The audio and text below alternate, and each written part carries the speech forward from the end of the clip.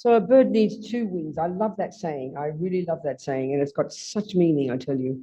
And the more we can, it's really just it covers the entire path, from here to Buddhahood. And it's a very distinct approach. So so the wisdom wing is all the sort of really the nuts and bolts of Buddha's teachings that you get in the Four Noble Truths, about karma, about happiness, about suffering, about the mind. It's the work you do on yourself. It's almost like the retreat mode.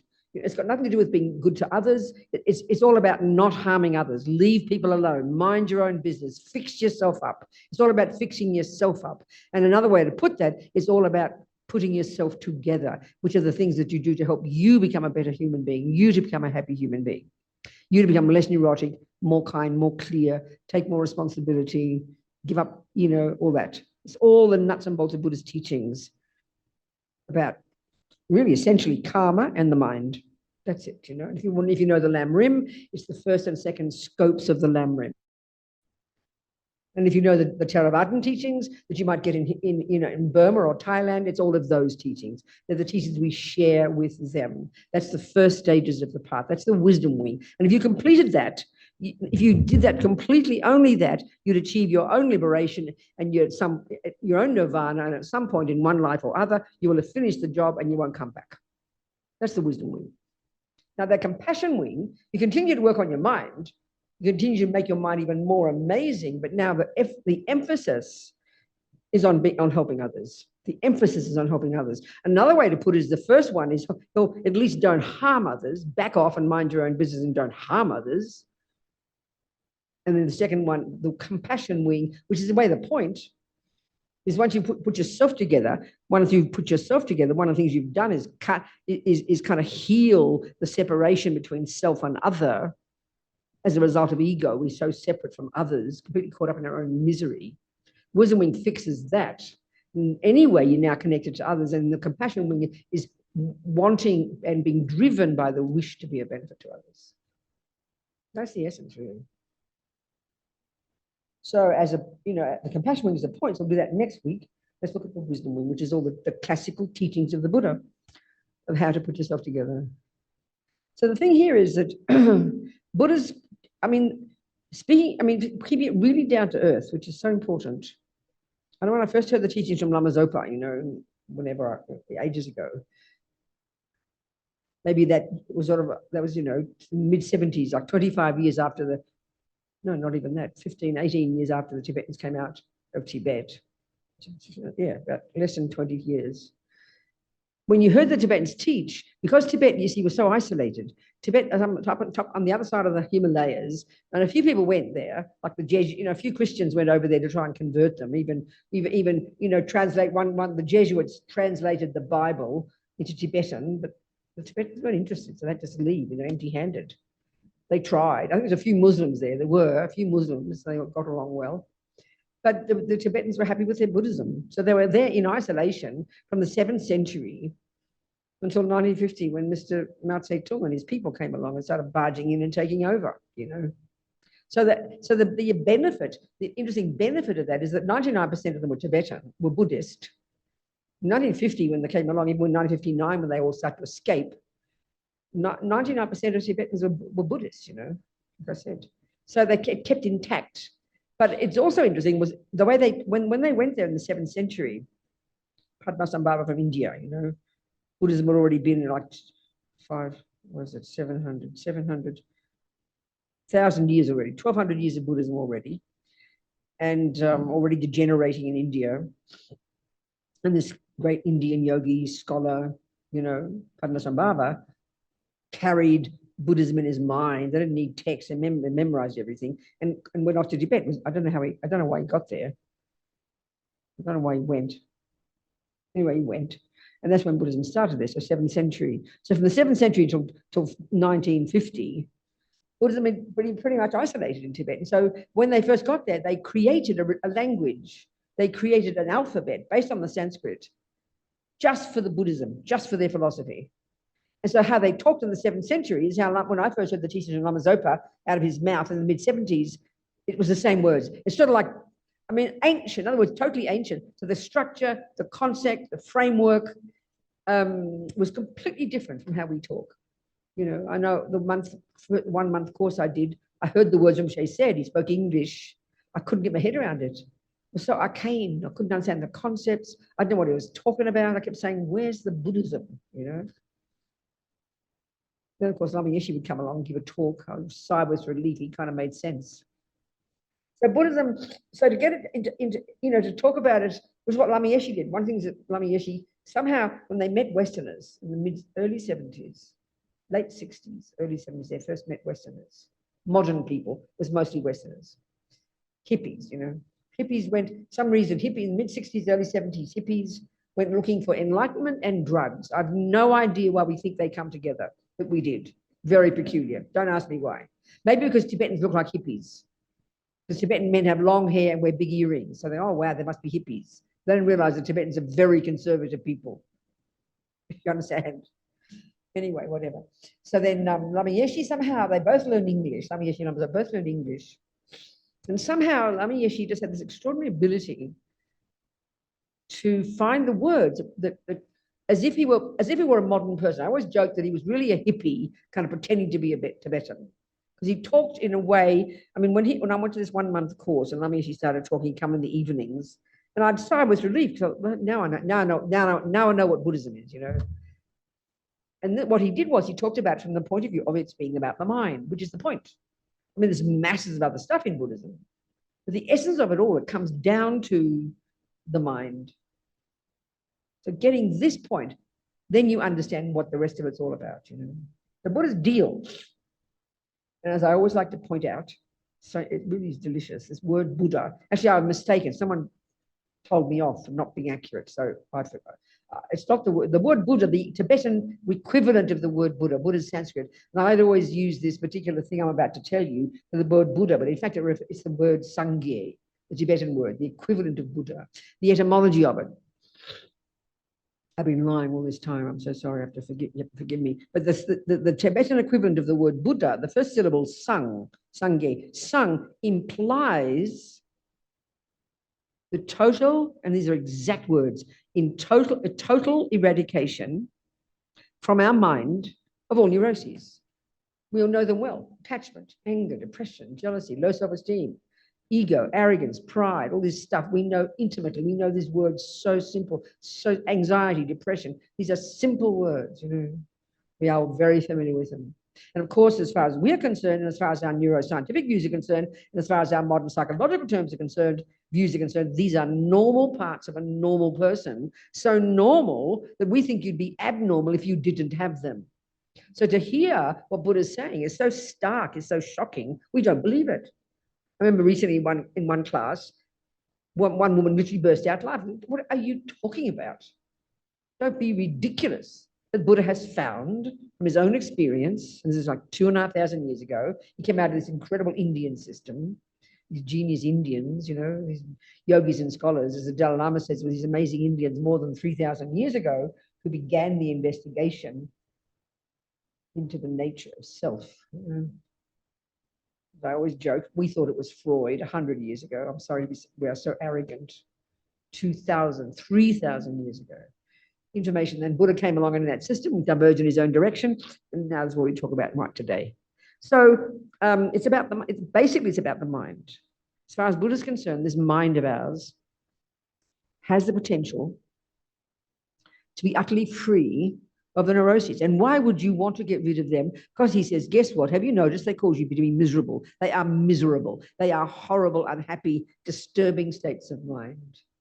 We know that. And he has found the method to rid the mind utterly of them. So to understand that, you've got to understand what he means by the mind. If we're thinking the brain here, then you're in trouble. And he doesn't mean the brain. He's not arguing that we have a brain. Yep, it does a good job, but it's not the mind. For the Buddha, it works hand in hand, alongside, inextricably with the mind, which for the Buddha, from his own experience, and indeed these Indians as well, have discovered from their own inner experience that it's not physical. It's not the handiwork of the brain, and the most crucial piece for the Buddha, it's not a function of the brain, and it's not the handiwork of another person, like a creator or mummy or daddy, which are the views in the world. As far as where you either believe in a God a creator, or you believe your mother and father made you if you're a materialist. That's it. So it's shocking to hear what Buddha's saying. So starkly, you can't quite get it when you first hear it. Because when you hear it in Buddhism, the way it's presented to the Tibetans, which is what Lamas ever taught, they take it as a given. They understand what the mind is. So the Tibetans have to point it out to us. So Lamas would always first teach about the mind. It's not physical, not the handiwork of a creator, and so on. That's quite shocking to us to hear that. It's not our view at all. This is a fundamental point.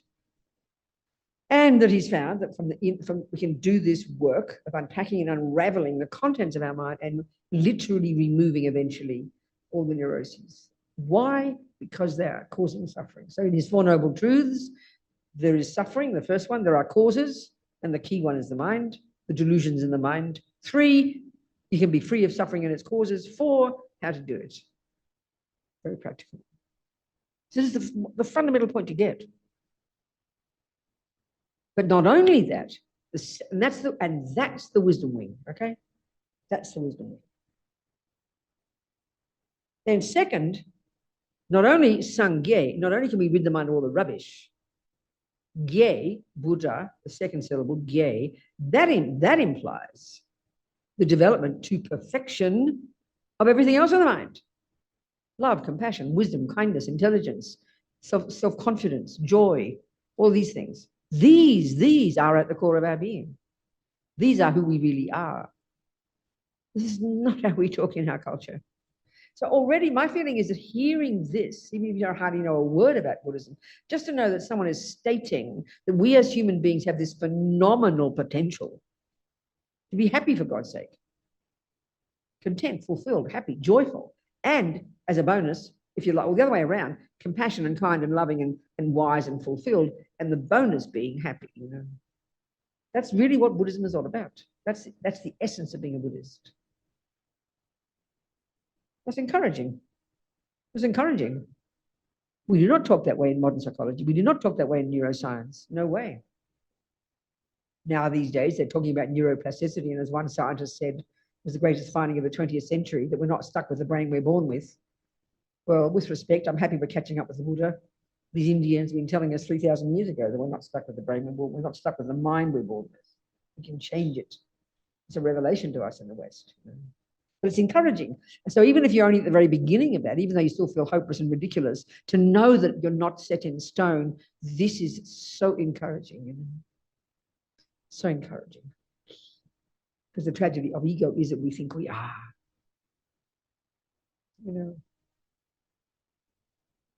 So the essence of the wisdom wing, which is the first two, if you know the Lamrim, the stages of the path, which is divided into these 3 main stages, each progressively leading to the next, like any body of knowledge. The simple stuff first, then the more advanced and the most advanced. The compassion wing is more advanced. In fact, compassion is the point, but His Holiness Dalai Lama says compassion is not enough. You need wisdom. So saying to develop wisdom sounds kind of abstract to us. How can getting wisdom make you happy? We don't use that concept, I mean, the way we talk about it, actually, in our culture, the wisdom wing is the self-compassion wing. You could say it like that. That's how we say it. They don't say it that way. That we like the sound of that. It's how to put yourself together. It's how to stop your suffering. It's how to become your own marvelous self. That's delicious. But of course, the point for the Buddha, the radical point, which shocks us, is yes, we all want to be happy.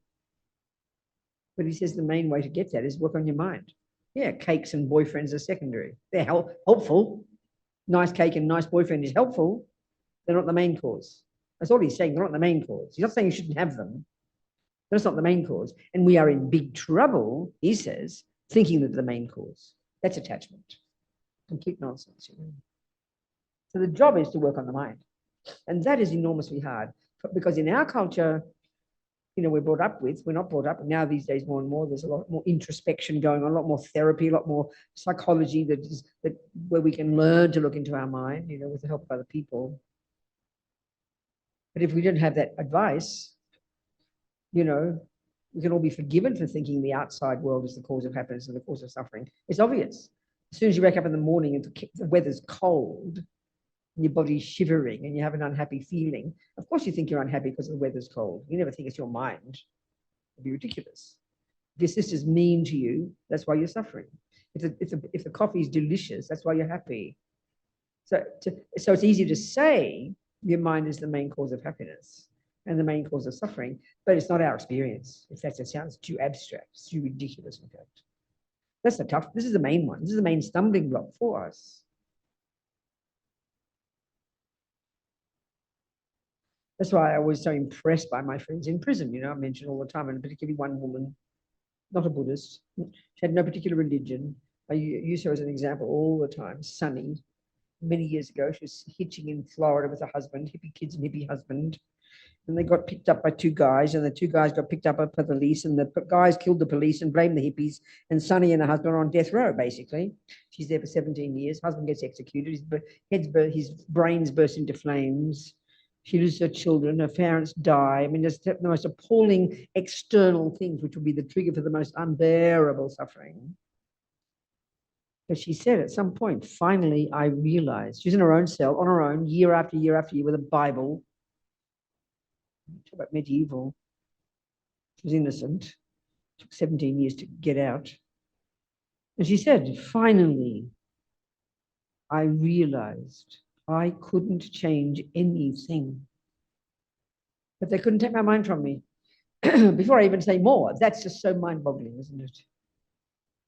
We hear these words. We know people like this. We hear stories like this. And if we look at our lives, we also know it's true. But if we can change our mind, things change. We see things differently. Therefore, we're less suffering. We know it's true, just it's a tremendously hard job. She said, she came up with her own system. In other words, she realized she couldn't change this nightmare, but she could change her mind, meaning her interpretation of it. This is so profound. Really, this is exactly what Buddha is saying, but she's not a Buddhist. She has no view of Buddhism, doesn't talk about God, doesn't talk about karma, doesn't talk about any of this stuff. She just got this in my mind, this incredible emotional intelligence. She could see herself without being prompted from her own dire experience, back up against the wall, this nightmare. And she could change the way she sees it. And she developed this system. She taught herself yoga.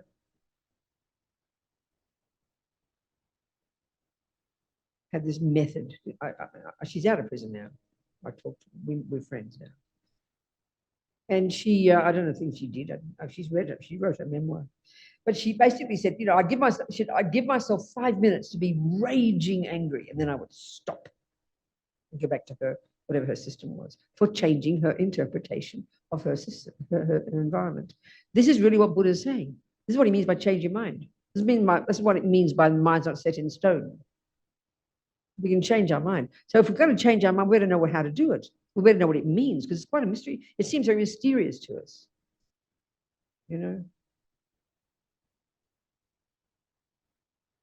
So the key thing to understand from this perspective, how to change your mind. Well, what do we mean, how to change your mind? It means change your thoughts. It means your thoughts. We live at the level of thoughts, even the emotions. The Buddhist analysis of the mind is we've got sensory consciousness, the capacity to cognize things through the 5 senses. But then we've got our mental consciousness, which is all our thoughts and feelings and emotions. We point up here, or here. That's where the workshop is, as Lama Zopa says. These millions of thoughts and feelings and emotions. But feelings throw us. When we hear that they're based on thoughts, it sounds hilarious. What do you mean change anger? How can you change your body shaking when you're screaming in anger, we think? No, that's just your body. We're talking about the mind. And that's something Sunny could understand. She could see that. This is Buddha's point. So our mental consciousness is all the thoughts and feelings and emotions and unconscious and subconscious. And basically, they're all just a bunch of opinions. And this is so clear because, if you think of anger, what we mostly notice when we say anger or anxiety or panic attack, what we experience is very physical, isn't it? So, of course, we can be forgiven for thinking it's a physical experience. And it is. But anxiety is not physical. Anger is not physical. Anger and anxiety are mental. So in other words, it's easy to prove it, actually. But we're so dominated by our body, we don't notice. So, you get let's say a person's angry. You see them shouting and yelling, shaking, shouting, yelling. Their body's dominant. But you record what they're saying, right? They're saying words, aren't they? Out their mouth. Irrational, crazy words, And you type them, and then you type them out.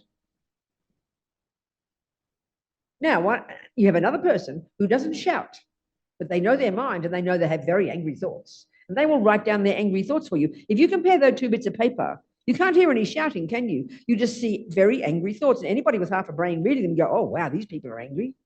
And maybe the person who's got just the thoughts and not the shouting, maybe their thoughts are even more violent. It's possible, isn't it?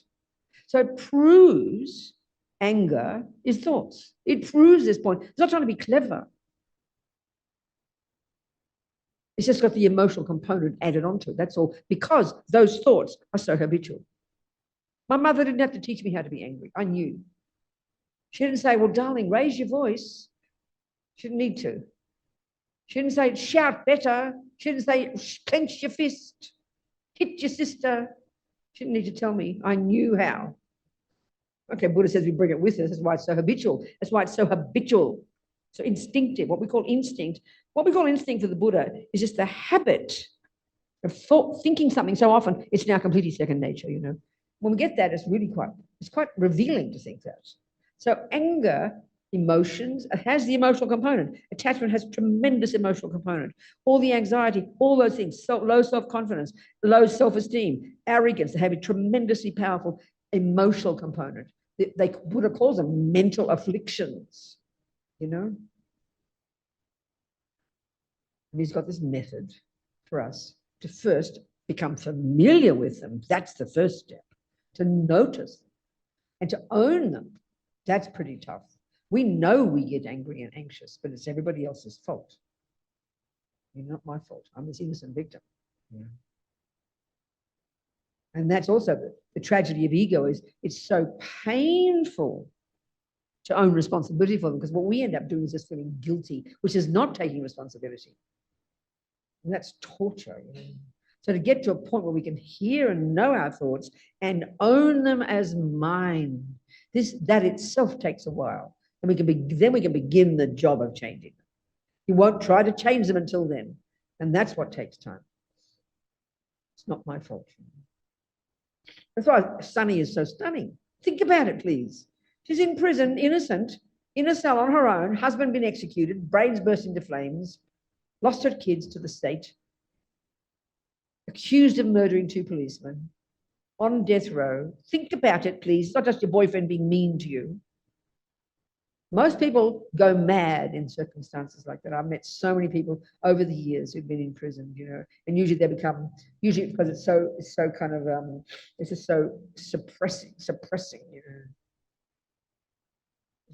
And the people I do know who are in prison practicing on death row as well, you have such respect for them because they're living in these shitholes, garbage dumps where they're seen. I think in society, they're even lower than homeless people. You kind of feel sorry for homeless people, but not for prisoners. You think they're all, evil. So it's the most intense environment. And for the ones I know who are good practitioners, and what that means is they've got happy minds now. This is too hard for us to bear. It doesn't make sense to us to think that you should even want to do that. We just sound like, they're being passive. Well, my friend Mitchell on death row, in Kentucky. There he was in the early 80s. Drugs and guns. If you have drugs and guns, people will die. So people died. So he got death sentence. He's been there now 30-something years. And of course, this is the irony, and I have to say it, it's the irony of this country. This country, I'm an American, I'm allowed to talk this way. It doesn't sound like an American yet. I've been trying for 30 years, but when I went for my passport, I went for my citizenship. I said, can I keep my other passports, please? I have Australian and British, you see. And she said, we don't mind how many passports you have. as long as you have allegiance for the United States. Shouldn't say to sound like one, but I have to have allegiance.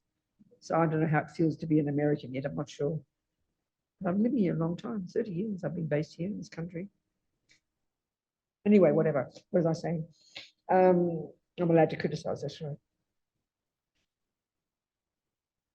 I'm criticizing, what was I criticizing? This country. What was I saying about this country? What? What? Drugs? Mitchell. Guns. Oh, Your friend Mitchell. yeah, and what? Mitchell. Oh yeah, Mitchell. That's right, on death row in Kentucky. That's right.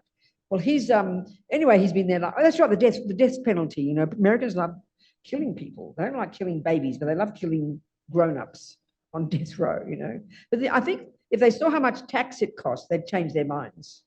Because all these people are poor. I've never met a rich person on death row. I promise, unless they're a psychopath. Do you understand me? It's all poor people.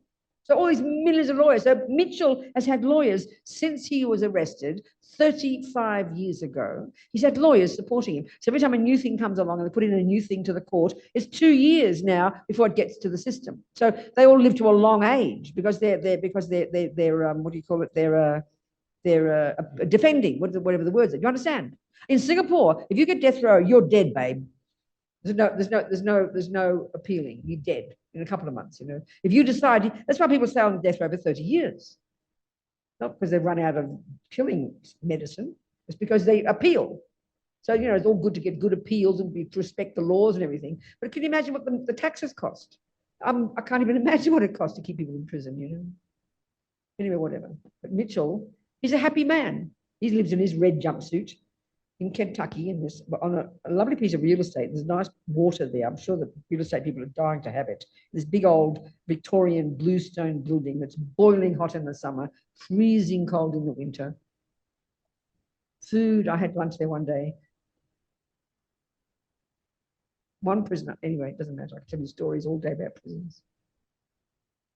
Doesn't matter. I'll keep on the track. Mitchell. He's a happy man. Okay. He says, I'm ready for that electric jolt. The last time I saw him, I haven't been for a couple of years. He said he was trying to work because he knows his death date's coming soon. Haven't got a date yet. It's coming soon, and he's trying to work out how best to be when they killed him. Because he got sentenced in the 80s when they had electrocution, even though they don't use it any longer, but he's got to be electrocuted. That's the law, see? So and they got to come up, so this dude has to come up really close to him, right next to his face, and put on all these wires, and then put sponges that are wet on him, and then cloths on him, and then electrify him, all the wet, what water does, carries or something. And he's trying to work out how best to be with this fellow looking at, 1 inch from his face. Should I be thinking of compassion for him, or should I be focusing on my own practice, I'm trying to work out how best to die. I said, just let him do his job. He's okay. Work on yourself. Work on your own mind, I suggested.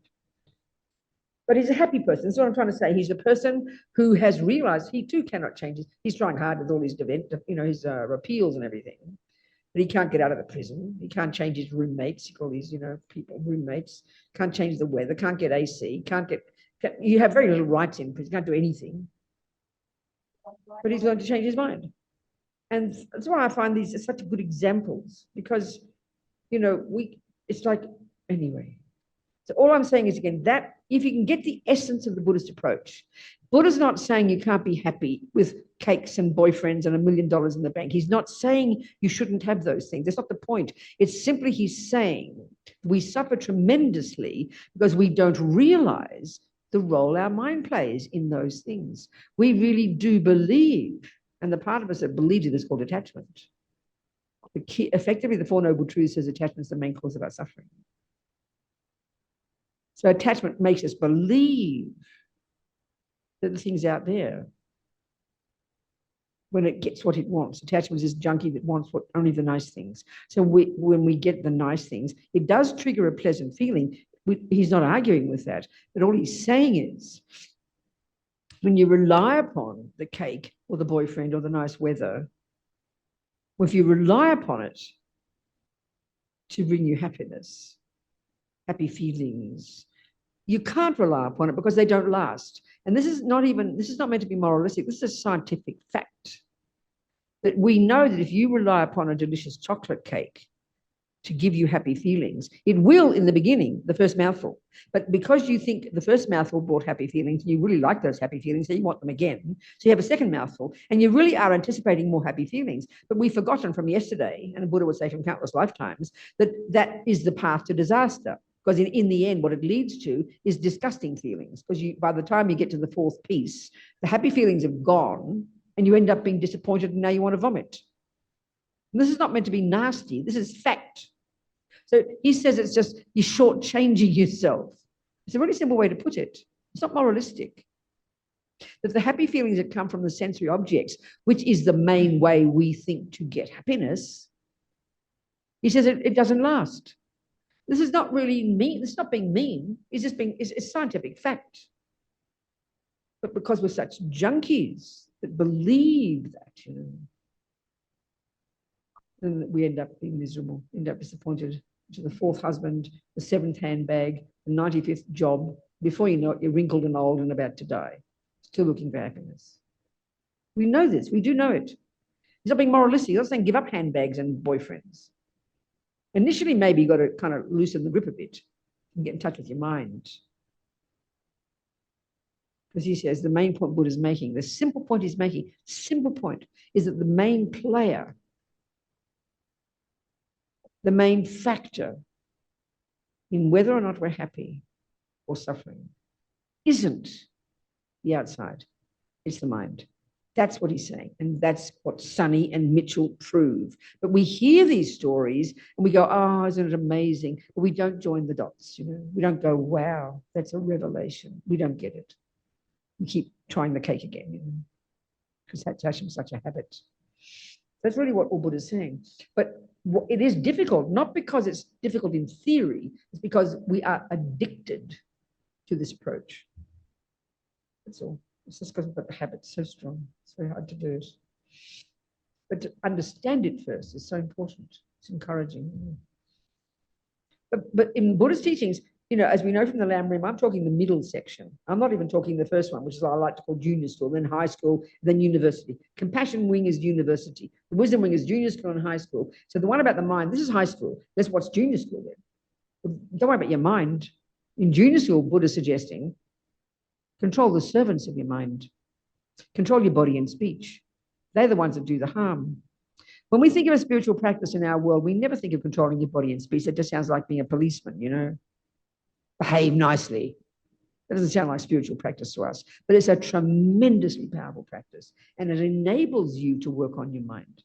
If we can control our body and not eat the 15 pieces of cake, keep the hand in the lap, we can control our body, not jump on the fourth boy, not out of any moralistic reason, but for the reason you're not going to get happy.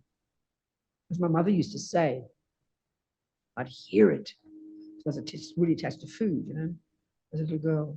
Well, still attached to food. She'd say, Bobsy, the more you get, the more you want. I mean, our grandmothers told us, it's just these nice little sayings we have. This is totally the point. This is exactly Buddha's point. Not only do you not get happy feelings after the fourth piece, you just crave for more. And we all know that. I remember on one of those things like Tinder, I don't know, one of those things. You just press a button, it seems. You press a button to get a boyfriend. I thought it was really easy. I had to walk around the street and go to clubs and put lipstick on and seduce people. Seems like you just press a button. It seems a lot easier. Do people use Tinder? Have you found your husband and your wife from Tinder, any of you people? I'm not complaining. I think it's great. Anybody here, Tinder or Bumble or other ones they call Grinder? That's a boys' one, isn't it? Isn't Grinder the boys? I read about them. Anyway, I didn't have those when I was looking for boys. I had to go to clubs and search for them. Anyway, what am I saying? That's right. One girl, she said it was quite depressing. She had this boy, and there she is getting dressed, and she looks over at the bed, and he's on his phone getting the next one. You understand? We understand. That's called attachment. Never satisfied, you see. Or another boy who went to sex like AA, but for sex, you know. He'd say, you know, as he's having sex with the 19th girl, he's thinking of the next one. That's exactly how attachment works, and we know that. And that's why the energy of attachment is dissatisfaction. We think satisfaction will come. I'm back to the mind again. I'm sorry. So if we understand attachment, then we'll realize the very first, it's too much to work on the attachment. That's too difficult. So control the hand, which is the servant of attachment. Keep your hand off the button on Tinder and keep it in the lap. Do you understand me? Keep your hand here. Be disciplined. Don't have the fourth piece of cake. Well, it doesn't seem pleasant. It doesn't seem pleasing, but we know it's necessary. We know it's, and this is a profound practice because it's controlling the body and speech. Now, doing that, harnessing the energy of the servants of the mind, body and speech, is a way to help the mind. Then you're able to work on your mind better. So, of course, it's framed in Buddhist terms as, you know, living in vows and blah, blah, blah, but it's the same meaning. You know? That's a profound practice. And we know ourselves in our families and in our work and with our colleagues and friends. We mightn't go around raping and killing and jumping on too many people every day. Look at our speech, you know. Look at our speech. Unbelievable. We could control our speech in one day. Our lives would be transformed. 90% of the troubles we have wouldn't exist. Not in a kind of passive-aggressive way. Some people just don't talk, you know. Not like that, but consciously harnessing, consciously controlling what comes out of your mouth is a tremendously powerful part of practice in Buddhist practice, like first step. That's the very first level of wisdom. So the thing is, this is the method to get happy, but it doesn't seem like it. It seems hard work, but we know that's true. If you want to become the best tennis player, you work so hard, you can't believe you sacrifice your life. You work 8-10 hours a day. You're exhausted, but you know you've got a goal and you're looking forward to it. You know, if you want to get fit because you want to feel happier. It's incredibly hard work going to the gym every day and eating and going on a diet. So if you have a goal, it gives you enthusiasm. Well, here, the goal is to become a more happy, fulfilled, controlled, positive sense, happy, fulfilled, less up and down like a yo-yo, less neurotic, less jealous, less depressed, less greedy, less angry, less low self-esteem. Who doesn't want that? You know, who doesn't want that? This is the method of how to do it. We're interdisciplinary in our culture. We know it well. We have to know the goal. But the trouble is we hear it as bad. I'm a naughty girl. I'm guilty. I shouldn't do this and I shouldn't do that. We beat ourselves up, which is awful, you know. Not a question of that. So control the body, control the speech, and control the mind. That's the wisdom wing. Harness this energy of ours. And the consequence of that is your contentment, your fulfillment, your stability. Therefore, the other bonus that comes from it, because these unhappy states of mind cause you pain, but they also cut you off from others. This is so evident. And cause you to see others through the lenses of your own neuroses, you know. So if you're depressed, you feel like a million miles from everybody, don't you? Like totally isolated, like worthless. There's nothing, there's no meaning. You can see nothing, you can see nobody. Everything looks just awful. We know that. If you're angry, everything looks ugly and horrible, and you're paranoid, and everyone looks like an enemy. Isn't it? If you're attached, like a hungry little vampire, you know, emotionally hungry, all the time thinking about the object, the person, fantasizing, fantasizing, fantasizing, fantasizing, fantasizing. Like a nightmare, you know. But then you steady the mind, calm the mind. Well, no, calm meaning not up and down like a yo-yo. You can still be, you can still talk fast. I'm not trying to say, I don't mean to get off the hook. People think calm means you've got to talk slowly. I love the Dalai Lama because he doesn't talk slowly. It's a great relief for me. He shouts, he raises his voice, talks very fast. I've got few. What a good example.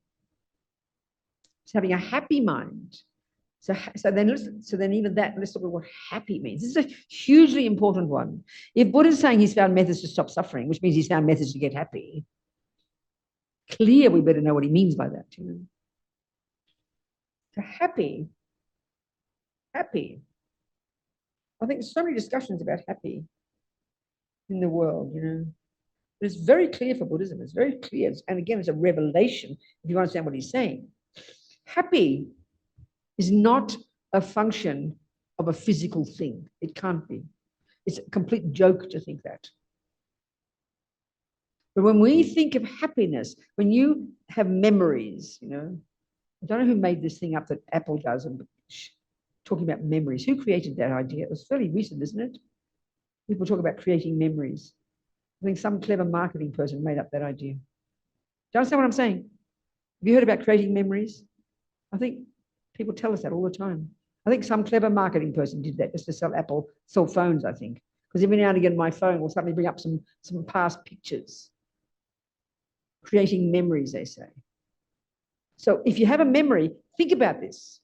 You tell me you're happy. I say, oh, tell me about it. You're not going to tell me about your happy feelings. You're going to tell me about the cake. You're going to tell me about the boyfriend. You're going to tell me about the party. And even in your mind, what's the picture you have? It's not of yourself. It's the party, the cake, the boyfriend. But they're not the cause of happiness. They're the trigger, that's all. Happiness is a state of is the mind. So if we've got sensory consciousness and we have mental consciousness, okay, sensory and mental, and they're distinctly different. You have happy feelings from the sensory consciousness, no question. And you have suffering feelings. So if you stub your toe, that is definitely a painful feeling.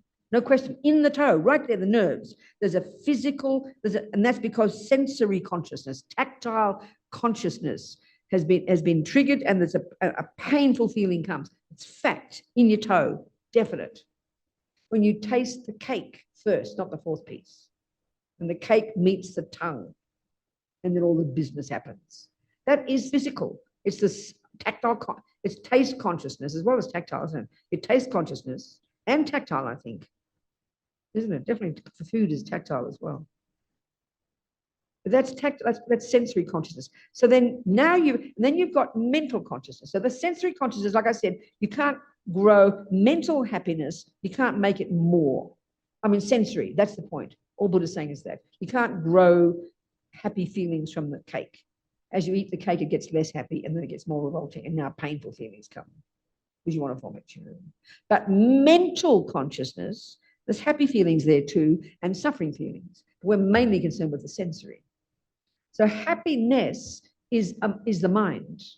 Happiness is the mind. Suffering is the mind. And the outside world are merely catalysts. It's the best way to put it. This is the Buddha's analysis. The cake, the thing, the event, that cell where, you know, Sunny was all day, all the ugly places, the horrible experiences, the lousy weather, the food, they are external things.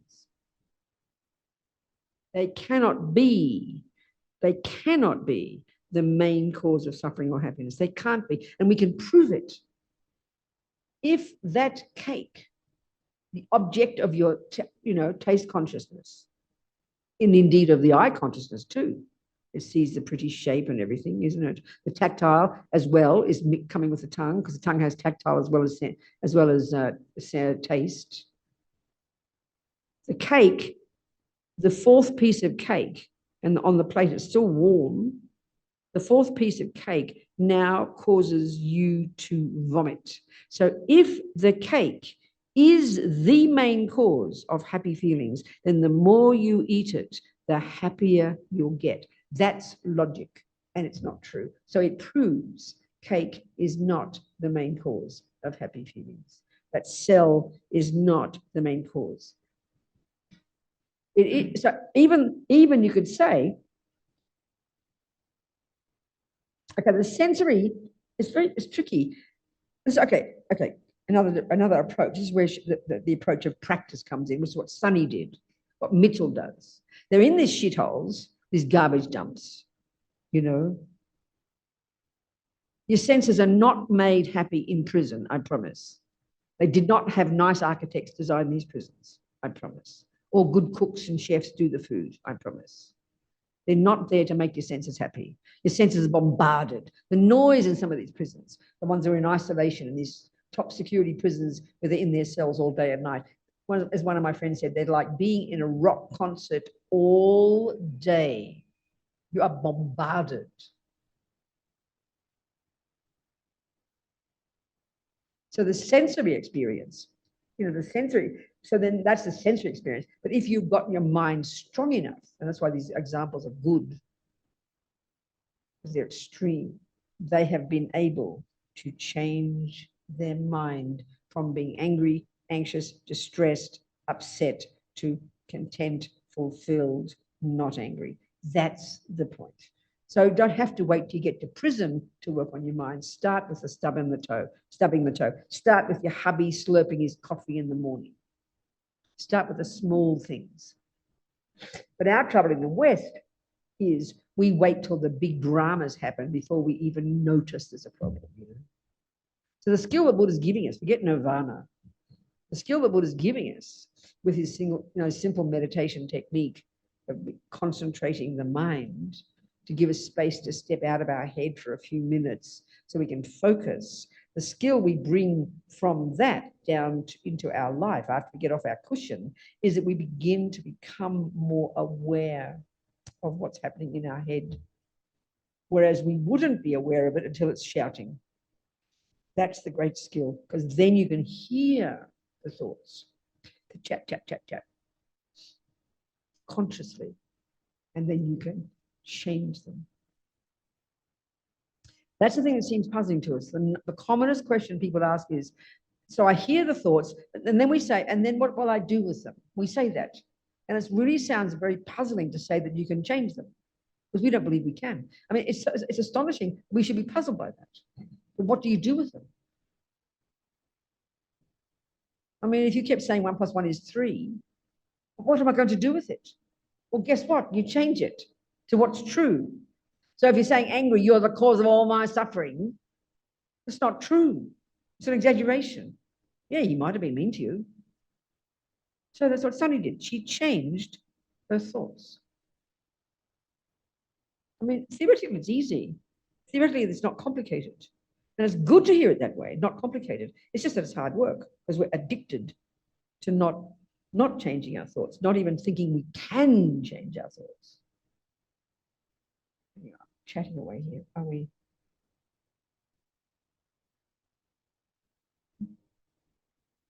So does anyone have any questions for me? Oh, you people on Zoom, any questions there? Any questions in the chat box, Mary? Any questions in the room? No. Any questions at all? This is the wisdom wing. I mean, I'm being very casual about it. This is the job. This is the way you make yourself more happy. This is the method, okay? Broadly speaking. Any questions there, Mary? Who's controlling? Are you controlling or Mary? Or you are? You. What? Who is? Where's Shayla? Is she there? Are you there, Shayla? My thing off. I don't want it off. I want it on. I'm looking at you from there's me in my room. Yeah, there you go. Shayla, where's, so are there any, I cannot move a video. I don't want to be moved. Oh, there's no chats. Nobody has a question. Nobody has a question. No. Okay, fine. Nobody has a question. You just want me to rave on, do you? I mean, any questions here? I'm talking serious Buddhist philosophy, all right? It just sounds like I'm having a chat, but it's serious Buddhist philosophy I'm telling you here. Any questions, anyone? No questions. I've got to keep talking, do I? Please, people. Please have a question. Come on, come up with one, Tom. Force me. I forget his name. What's your name, Tom? What's your name? I forget. Kim. Well, so long since you've emailed me, I don't remember your name. What's your name? Lou, that's right, Lou. You got any questions, Lou? Somebody got some questions, please. Barbara, how are you? You all right? I'll ask a question. Come on then, ask me a question. Come on. Am I on? You're on, sweetheart. Talk, Maka. Hi. You were talking about like when we're on the cushion, when we're meditating and the thoughts come in and you're saying, change the thoughts.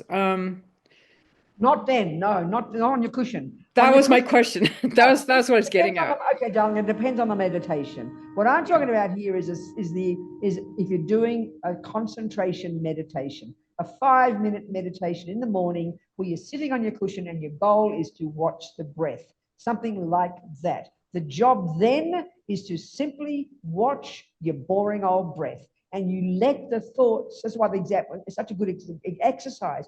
You allow the thoughts to do exactly what they want. You mind your own business. You just focus on the breath.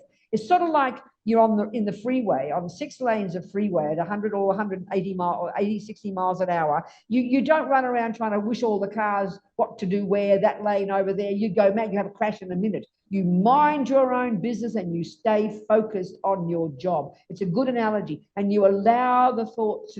That's why we panic. The car over the 4th lane across looks like it's doing the wrong thing. We have a panic attack. Mind your own business. Let the thoughts come and let the thoughts go. That's the really good training. But then once you get off your cushion and you go downstairs, you've got a husband who slurps his coffee, then you're going to be noticing the thoughts, because that's not the goal of the meditation, that particular one. It's to focus on the breath. But the bonus is you can't help but hear them. And that's the big benefit, because then we've got to start hearing what the hell is in our mind. They say in the text that one of the signs of success in the development of single point of concentration, which takes 9, this described in 9 stages. They say a sign of success at the first of the 9 is you think your mind's getting worse. But that's good, but it's not. We are now beginning to notice our crazy thoughts. And this is so good. But then because you're noticing, whereas once we wouldn't have noticed until you were feeling emotional. Do you see my point? That's the big bonus. And then we can start to hear all the chatting. And the next step is to realize that they're not set in stone. They're just a bunch of opinions, and we can argue with them. So we've got the neurotic, ridiculous, unhappy ones. Now, our good, I like to call them our roommates. All your good roommates are all there. You've got to start bringing them out from behind, under the cupboard and under the mattress where they're hiding. Bring out your good roommates, your wisdom and your intelligence and your patience and your kindness, and you argue with the rubbish ones. That's what I'm talking about. You get my point, Marco? It's very down to earth, very practical, not holding. You understand? Yes. I wonder, so when I'm on the cushion and just observing, and then I'm in the day. No, observing, you're watching. You're not observing your mind. No, you're not observing your mind, Marco. You're watching in the particular, you can be, depends on which meditation. But I'm talking about the concentration meditation where you decide to pay attention to the breath. You're focusing on the breath. You are not paying attention to your thoughts. They're there, but you let them be there, but you're not involved in them. You're not listening to them. You're not watching them. You're not arguing with them. Of course, you can't help but hear them in the back of your mind, but you're not just watching them. You are not doing that. You are focusing on the breath, and that's growing the ability to be firm and clear and concentrated instead of scattered. Get my point? You get my point? I'm pretty sure I do. Suppose I observe a thought, but then later in the day, Sorry, stop. Marco, when are you observing this thought? What are you talking about? In the day, on your cushion, or when? Or in the kitchen? On my cushion. What? I'm concentrating on my breath, and I'm seeing, I'm here, thoughts are passing through. That's exactly right. Then question. So later in the day, somebody walks through the door and, whoa, I had a thought about that person. Now, since I had that thought during my meditation, maybe I'm going to say something different to that person because I was kind of made aware of my off thoughts. Would you say that's kind of how the purpose and how it can work? I don't know what you're asking me. I'm lost. Okay. I'll think of a better way to ask it. Darling, okay. Yes, Dana. Talk to me, Dana, sweetheart. Oops, sorry. Am I unmuted? Can you hear me? I can hear you, my dear. Awesome. I'm I'm reading Illuminating the Path to Enlightenment from the Dalai Lama, and Yes. reading on the wisdom wing and using or coming to emptiness through meditating on dependent origination, right? Okay, good. And you're talking about the advanced wisdom wing now. Okay, good. And this is advanced wisdom wing. Good. I'm finding it really useful. It really helps me to sort of grasp the idea of emptiness. But as I meditate, one thing that keeps kind of coming up is our consciousness, or my stream of consciousness. And when Okay, I meditating. So it's, okay, I understood that it's really helpful for you. And then you said, when I'm meditating, which kind of meditation are you describing here, Dana? Well, a bit of both, a bit of, doing concentration, calm abiding type of meditation, but then also sort of analytic Okay, good. I meditation on understand, Dana. emptiness. Good. So next point, what's the question? Well, what keeps coming up is this idea of our consciousness when we die, it goes on. Um, Yeah, that's what Buddha says. That's how right. how I guess my question is, how does dependent arising relate to that stream of consciousness that I goes understand, on and sweetheart. goes to another body, Given etc.? that Buddha says there's no I, that it's a dependent arising, then what is the role of the mind? Is that what's that got to do with I, in other words? Is that what you're saying? Well, it goes on. Is that mind? Has it Okay, I understand. dependently Okay, I understand. arisen? I understand, dear. I understand. Okay, talking about dependent arising and emptiness. So I'm presuming the topic that you're looking at and reading about is the dependent arising and the emptiness of the I, or just things in general? What would you say? Yes. The I, or things in general? Well, all of it, but in this All of it. case, thinking Okay. of the I, of the Okay, I, fine. but So fine. Okay, sweetheart. Okay, so we have to go. Okay. So Buddha is saying, this is more advanced wisdom wing. Buddha is saying that everything that exists, that's a crucial word in the Buddha. Everything that exists exists in dependence upon various factors. And why he's telling us that is because we deeply in our bones, even more deep than attachment, this primordial ignorance, this primordial ego grasping, this primordial deepest delusion really believes in the opposite. It's so subtle we don't notice we believe it. So he's telling us the reality is everything is interdependent. The reality is things aren't permanent and set in stone, inherent, blah, blah. So the reality is things are dependent arising. Everything that exists like that. So now, what are we discussing about existing? Well, it could be a cup, it could be a computer, or it could be a person. So you're a phenomenon, okay? A phenomenon is the term they use that refers to whatever exists. So a cup, we can prove a cup exists. We can say, there it is, it holds your tea, and you prove it's right. So you've established a cup. We work out what a computer is, and then we work out what a person is. Well, the word person, I, self, me, myself, they're all synonymous, okay? They refer to the type of phenomenon that we are all each examples of. We are a phenomenon, and we are a person. We are a self. We are an I. We are a me. All these words are synonymous. Are we clear there so far? yes. So Buddha says the me, as well as the cup, as well as your mind and your body, they are all dependent arising. So mind is one phenomenon. Me is another phenomenon. A body is another phenomenon. And you could say that a me has a body and a me has a mind. So far, are we communicating? Yes. Okay, so the label I is simply what's referred to the combination of a body and a mind.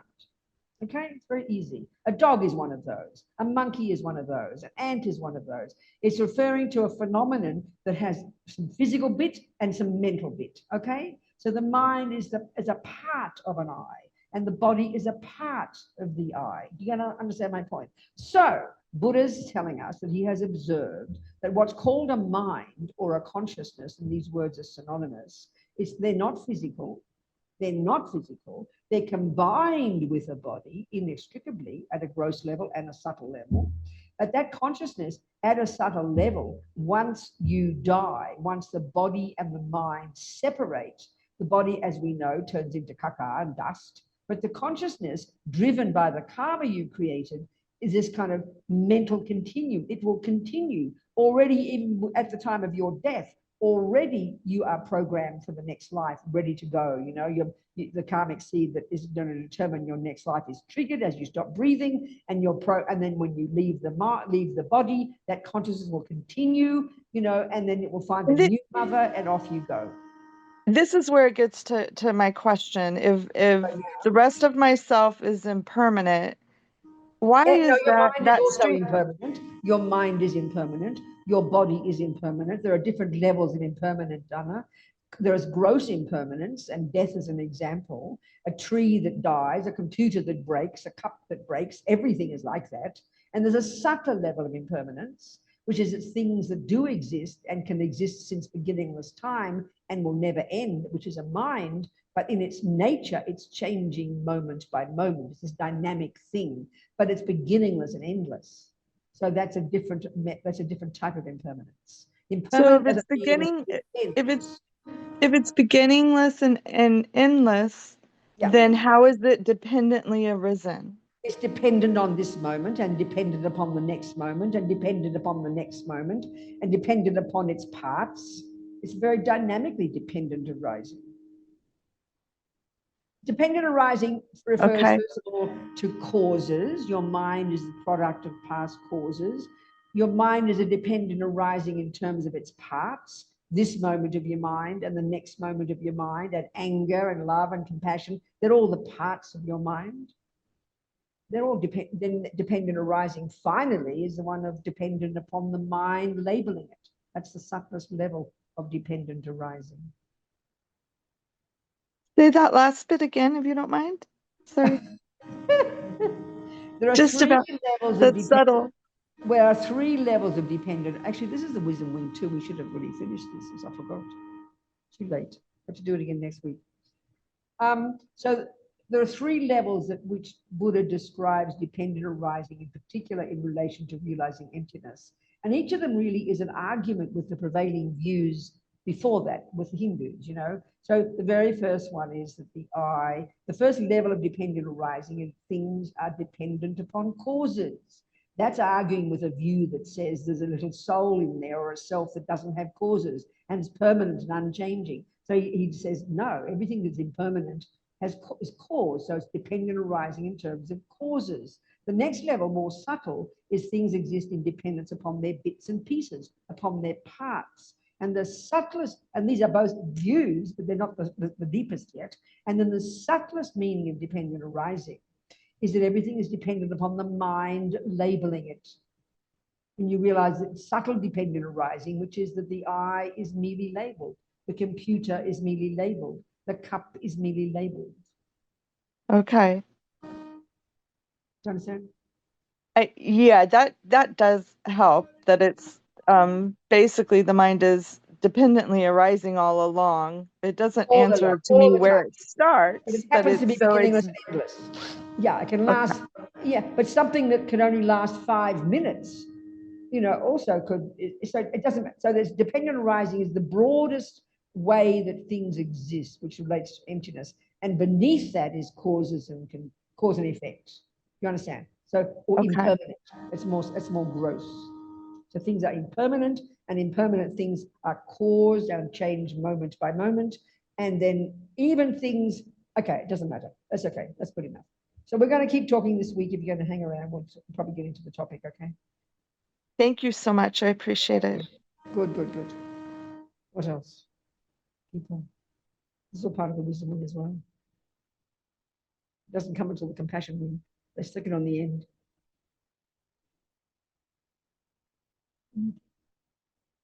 People come. Robert T, Sasha, Charlotte, Emma, Linda, Christine, Mia. No one wants to talk to me. Okay. So the essence of the wisdom wing. You got to know what your mind. You got to know the mind. No, we didn't discuss karma. It's like a joke. That's the main part. It's the whole thing about wisdom. When are we going to talk about karma, Lou? When's it coming? It's warm in here. How come the AC isn't on? We've got AC, haven't we? Huh? Lou? Huh? Next time. I noticed the weather's going to be cool all the next week anyway.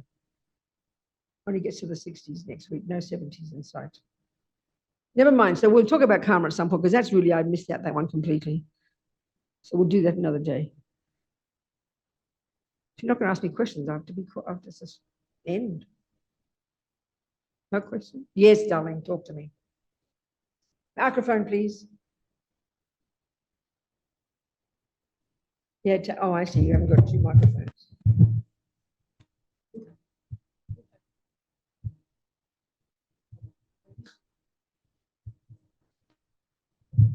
Yes. So recently, in a retreat, I learned about, or I heard the term, learned about analytical meditation, which I'd never heard before. And is that part of the wisdom? I understand. Let me describe.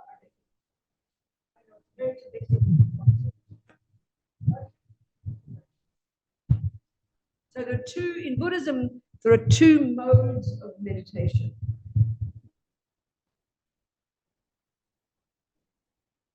Millions of techniques, you could say, so many techniques, so many kinds of meditation, but they can all be divided into one or the other of these 2 modes. And one kind is, they're known in terms of their result, okay? One is known as calm abiding. And this is invented by these Indians more than 3,000 years ago, these genius Indian scholars and yogis. And what it really is this, the goal is this state, the word they use is samadhi, which means concentration, but it's a level of concentration that we don't even posit as existing. It's an incredibly subtle level of mind. The key point in Buddhism, which comes from the Hindus as well, is that our mind has got these much subtler levels. And it's not meant to be mystical, it's not mysterious and weird. It's much subtler levels of cognition. So we've got the grosser level, which is the sensory, and then we have the gross conceptuality, how we live all day, isn't it? Well, chat. But this conceptuality also goes to very subtle levels. Then you've got this even more subtle level, which you get when you get samadhi and other techniques that these Indians invented, or single-pointed concentration. It's a level of mind that we do not posit in modern psychology or neuroscience, because your brain's not working. If you see a person who's achieved this samadhi, they look like they're dead, or fast, dead asleep. So it's not existing in our system, you understand? But it is the mind, but it's a more subtle level of mind. But it's not just hippy trippy. You can have incredible levels of subtlety, of focus, and I'm just saying that, okay? And that's your mental consciousness. Very subtle level of concentration. That's the long-term goal of the first mode of meditation. So all the meditations that people do called mindfulness, what I'm just describing here by focusing on the breath, that's that mode, concentration meditation, where necessarily the goal isn't to get involved in the thoughts. The goal is to take something and to train the mind to stay focused. And for the most practical reason, even if we don't, go long term, the practical reason is to do anything properly, you need to focus. You can't make a cake if you can't concentrate. Do you understand? You can't walk a few feet if you're not concentrating. So it's fairly evident, just to function, we need good concentration. But this here, obviously the level of concentration they're talking about is a level that's needed to get to the subtlest level of our mind, so we can do the unpacking and unraveling and the deconstructing at a really subtle level of all the rubbish. Do you understand? And this is very mysterious to us, because we don't think this way in our modern psychology. So concentration meditation, it's training your mind to be focused. So watching your breath for 5 minutes, that's concentration meditation. Like I was saying to Micah, the thoughts are all going, you leave them alone. You're not absorbed in them like we normally are. You understand? And so that concentration, you're training yourself to concentrate. Don't hold your breath, you mightn't get far, but a lot of benefit can come from it, nevertheless. So now the classic mode of the classic way of putting the 2 together. The second one, it's called, in terms of its result, which is the word insight or special insight. So this word is vipassana in Sanskrit. The first one in Sanskrit, it's shamatha. So the vipassana one, we get thrown a bit by that because it's very common. There's a common system in the world that's called vipassana. And it is indeed a particular different kinds of meditations that Buddha taught to help us in this case, a particular meditation I've heard about, I've never done it, you focus on the different sensations of your body. And the goal is to get insight into impermanence. The fact that things change is a really experiential way to notice impermanence, that things are changing all the time. You get my point? So the insight there, and that's the second mode, but that's not using any mental, that's not using intellectual, it's just observing. So you'd sit on your cushion, you'd get your concentration, you'd stay focused, you'd do the best you can. Then the degree that you have your focus, you then go to the second mode and you do that particular one of observing the sensations of the body. If people know that meditation, is that how you do it? Because I've never done it. Is that how you do it? Does anybody know it? I think it's something like that. So that's an example of you using the two modes, concentration and insight.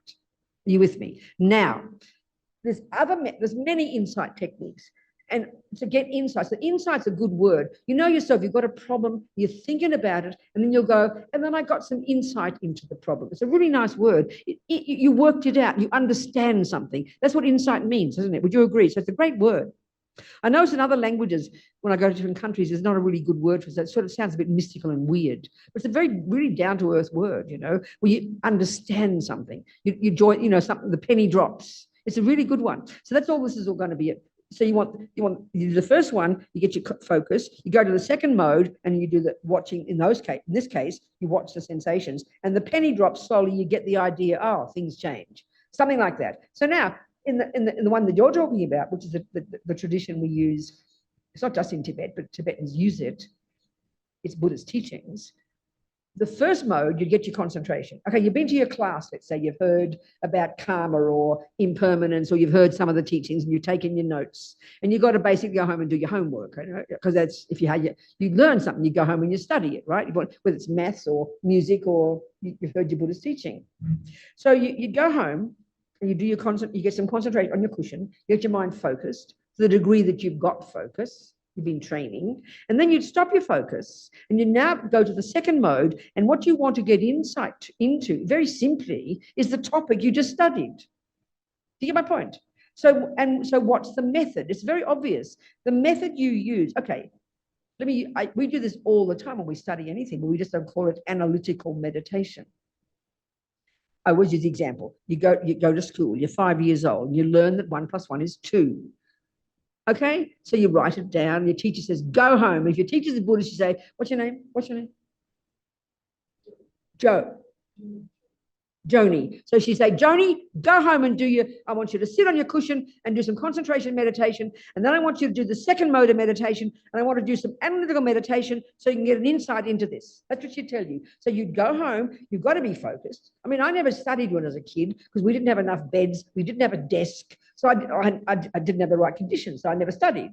Now, if I'd had a desk, I would have sat at my desk and said, shoo away my sisters. I've got to get focused here. And then I'd do my little focus. I mean, wouldn't call it meditation. And what would I do then? Very simple. I'd take the information that I wrote down at my class, and she told me that 1 + 1 is 2. So what do I have to do? I have to think about that, don't I? Well, that's what analyze means. Analyze is a Greek word for to think about, but intelligently. And the word meditation in Tibetan is the verb to familiarize. So it's just simply to think about it intelligently with a focused mind. So the penny drops and you go, aha, oh, I get it, mummy. That's an insight. Well, that's all the way to emptiness. That's how you do it. But ever more sophisticated focus, ever more sophisticated analysis. Do you get my point here? That's all it means. It's a fancy term for to think about it properly. But when we hear that, we go, oh, 1 + 1 is 2. 1 + 1 is 2. 1 + 1. So hoping the penny will drop. No, you think it through. You use your noggin. Same exactly. You've learned about karma. You learned about dependent arising. You learned about impermanence. You learned about emptiness. You think it through. But because obviously, as you progress and you get better and better concentration, your mind becomes incredibly powerful, incredibly capable. You understand me? And then you can do incredibly sophisticated, subtle analysis that enables you then to get a direct insight. And then you meditate on that insight. You stay focused on the insight. And that's how you get deeper and deeper and deeper realizations. Do you understand? It's just we don't use this terminology. We mystify it. It's just common sense. Do you understand? Good. That's important to get clear. Venerable Robina, can I ask a question? Whose eye? Which eye is this? This, There's quite a this few is eyes. Nick on Zoom. Where are you? I can't see which picture I'm you're on on. Zoom. I know, darling. Which one are you? Wave your hand. So I Hi, can see I'm who you are. waving. Oh, here you go. Is that? Hello. No, not. Who's doing it? Who's talking to me? Oh, here you go, Hello, Nick. it's me I in see the you there. shirt. Good on you, Nick. Talk to me. How are you? Good, So, sweetheart. Good. I had the fortune of meeting Lama Zopa one time, Okay, and wonderful. I wanted to just ask you, when I went to a teaching of his, I found that he laughed nearly 70% of the teaching. Laughed. This is probably true. Then, you just want to tell me that, or you got to ask me about it? No, I wanted to ask you about this transmission that I seem to receive as much about teaching on compassion from his laugh Oh, I'm sure that would be true. as I think have that from would be true. any other teaching, and I wanted you to just comment on that or say anything about it. Well, Nick, I would say that means, because I mean, I think what you're saying is you know that this person was you got his you received his compassion. You could see that he had compassion and positive qualities, right? That's what you're saying, effectively, isn't it? Are you saying that, Nick? Keep your microphone on, dear. I want to hear you. Yes, Nick, take your microphone off. that's what I'm saying. Yes. Put your little hands in there. Now it's better. Now that's right. That's good. Okay, exactly. That's right. In other words, so it depends. So obviously you've got a kind of a connection with Lama Zopa, but some people hear him and think he's a wacko and will leave the room and think he's mentally ill. So clearly you didn't think that, and he moved you. That indicates there's some karmic connection, some little connection between you and Lama Zopa, that you were able to be open to this person who seems to be proving over the years fairly astonishing qualities of love and compassion and wisdom. So I'm very happy for you. So keep them in your heart, baby. Thank you. All right. Good. Thank you for teaching. Please keep teaching. It's a pleasure. Maybe we can go home in 90 minutes. Yes. Okay, so we continue this topic, I suppose, in a week, but I'm sure we're going to cover everything else that I've just talked about today throughout the week. So we'll cover the lot by the end, isn't it, Lou?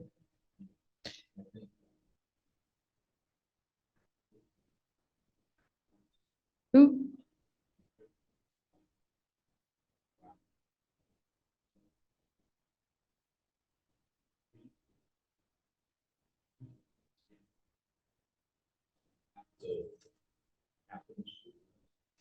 What, dear? The name of the class is called Habits Liberation. In that class, we'll be talking about karma. Oh, I see. Very good. Okay, we'll cover that one then. Okay, we'll do that. Yeah, because you can't understand Buddha if you can't understand karma. Actually, it's really interesting. Many modern people love Buddhism, nothing wrong, and love mindfulness and all these things, but just find karma completely boring. In fact, irrelevant. Many times people say, "Well, who cares?" So it's very interesting because it's not how we. Yeah. Anyway, so karma is a very fascinating topic, and actually, if we think about Buddhism, the big picture.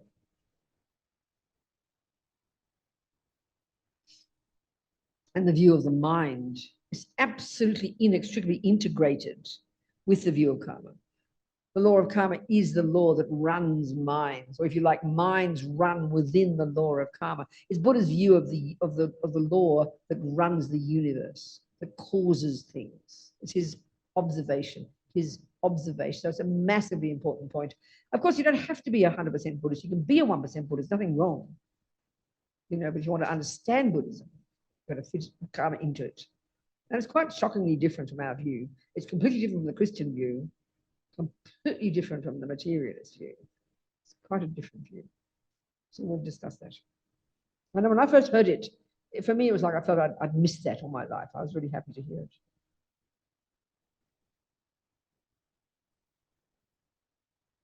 So, okay. I think there's enough tonight. So the summary for tonight, is the beginnings of the beginnings of the wisdom wing is karma, actually. Body and speech, behavior, transforming our body and speech. We didn't go into that at all. I went straight to high school, the metascope, the mind. But that's the essence of it. When you start to work with your mind, that's when you become a Buddhist. That's when he's got his very unique approach to the mind. Karma is just Buddha's approach to good ethics, most basic way of saying it. And ethics is common to any decent human being. But the view of the mind, this particular approach is unique to the Buddha, I'd suggest. So if there's anything useful tonight, it's helped me a lot talking these different things. Something got clear tonight, thank you. So anything's useful, even 1% of it, great. See if we can take it and put our money where our mouth is. Practice it. So we can develop, one step at a time, our own marvelous potential for clarity, contentment, fulfillment, happiness. Who doesn't want that? We should want it.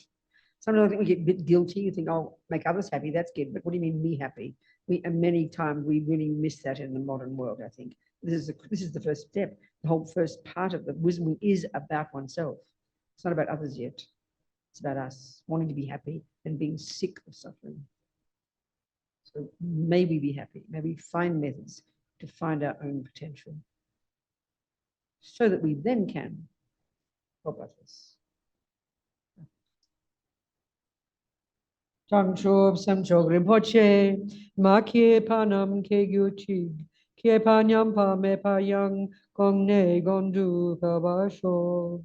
Ke wadi nyudu dag lama sange drugyo ne, trowa chikyag marupa, jay sala gapa shog. Okay, people on Zoom. Happy to see you all. Well, I can't see 90% of you, but I'm happy you're there. Okay. Thank you, sweethearts. Thank you. So